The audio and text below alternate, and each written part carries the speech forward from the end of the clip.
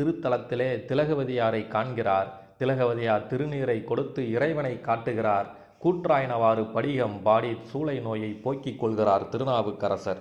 கூற்றாயினவாறு பதிகம்தான் இவர் பாடிய முதல் தேவார பாடல். அதுவும் இத்திருத்தலத்திலே தான் நடைபெற்றது என்பது இக்கோயிலுக்கு மேலும் ஒரு சிறப்பு. தமிழ்நாட்டில் 8 வீர சைவ கோயில்கள் இருக்கிறது. அதில் ஒரு கோவில்தான் திரு வீராட்டனேஸ்வரர் திருக்கோவில். சம்பந்தருக்கு இறைவன் திருநடனம் காட்டிய கோவில் இது.